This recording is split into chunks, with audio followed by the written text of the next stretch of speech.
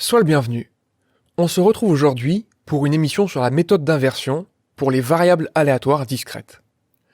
Le but, c'est de comprendre comment simuler une variable aléatoire discrète à partir de la commande rand, ou random dans la plupart des langages. Donc ça désigne ici un nombre aléatoire choisi entre 0 et 1, et d'un point de vue mathématique, ça désigne une variable aléatoire qui suit une loi uniforme sur le segment 0,1. Et donc, on va traiter ce cas sur un exemple que je vais appeler une histoire de compartiment.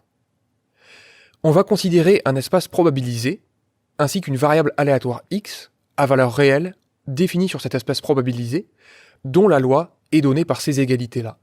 Donc cette variable aléatoire prend presque sûrement les valeurs 1, 2 et 3. Alors on va procéder étape par étape. Dans un premier temps, on va tracer sa fonction de répartition. C'est un tracé qui peut se faire en réalité très rapidement. On va repérer ici que c'est une fonction qui est constante presque partout, et que les seuls endroits où elle n'est pas constante, c'est les endroits où x prend une valeur avec une probabilité non nulle. Par exemple, en 1, il y a un saut de hauteur 1,5, puisque la probabilité que x égale 1 vaut 1,5. De la même manière, en 2, il y a un saut de hauteur 1/4, puisque p de x égale 2 est égal à 1/4. Et c'est exactement la même chose dans le dernier cas. Bien entendu, on peut faire le calcul de la fonction de répartition et vérifier que ça fonctionne. Mais en général, il est agréable de pouvoir raisonner directement avec une interprétation graphique. Donc voilà à quoi ressemble la fonction de répartition de x. On observe plusieurs sauts. Alors ces sauts, ils se produisent tous sur l'axe des ordonnées, que je vais reproduire ici à plat.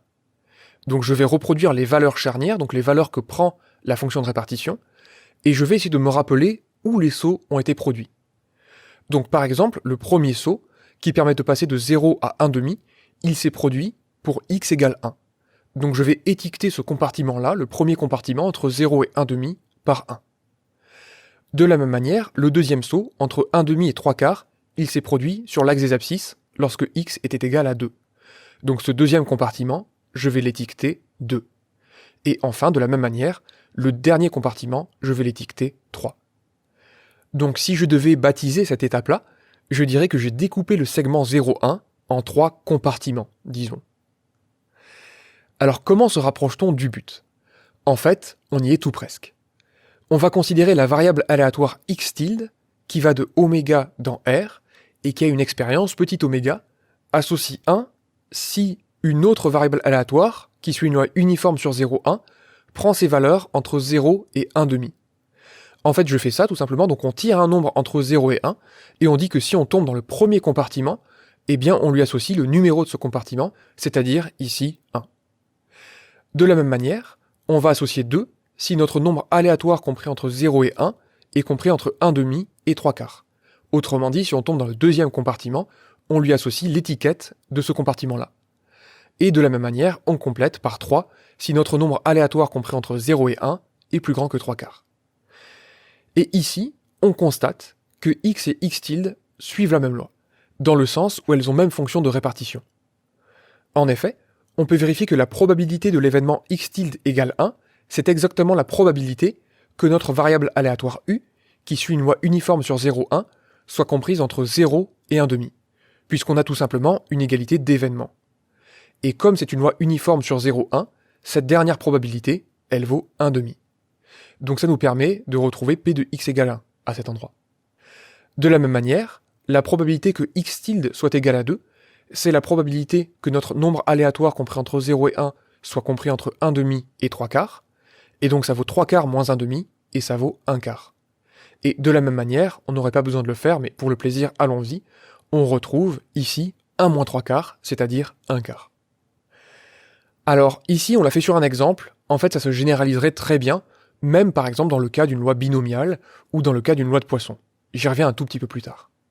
On va terminer sur cet exemple-là précisément dans le cadre d'une simulation informatique, que je vais faire ici dans le langage Scilab, tout simplement parce que c'est celui qu'on utilise dans la filière dans laquelle j'enseigne actuellement, qui est la filière ECS. On va dire que pour simuler x, on va choisir un nombre compris entre 0 et 1. On va dire que si ce nombre est plus petit que 1,5, alors on a envie que x prenne la valeur 1.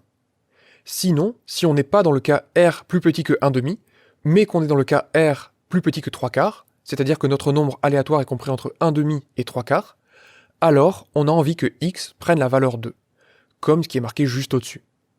Et enfin, si on est dans aucun des deux premiers cas, alors on a envie que notre variable x vaille 3. Et donc voici, tout simplement, comment obtenir une simulation de la variable aléatoire x.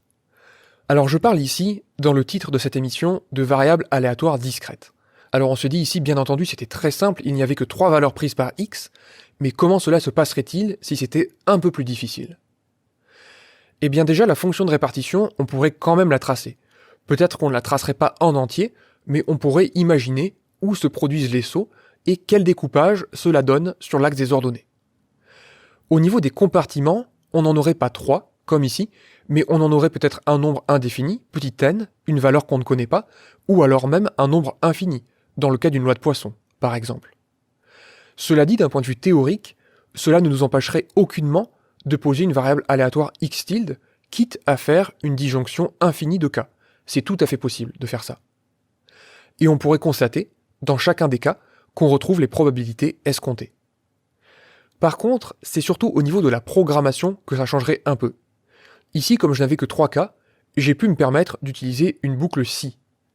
Si j'avais un nombre fini de cas, que je connais, par exemple dans le cas d'une loi binomiale, j'aurais plutôt utilisé une boucle pour, de manière à déterminer dans quel compartiment est tombé notre nombre aléatoire choisi entre 0 et 1. Avec cette boucle pour, on pourrait tous les passer en revue.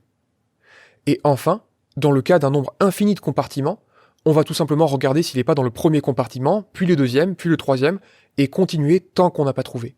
Donc il s'agirait ici d'une boucle tant que. Spectateur du futur, tu pourras peut-être retrouver dans la description de cette émission d'autres émissions où je mettrai en œuvre justement les simulations informatiques d'une loi binomiale et d'une loi de Poisson. En attendant, j'espère que cette émission t'a plu, je te souhaite une excellente journée et je te dis à la prochaine.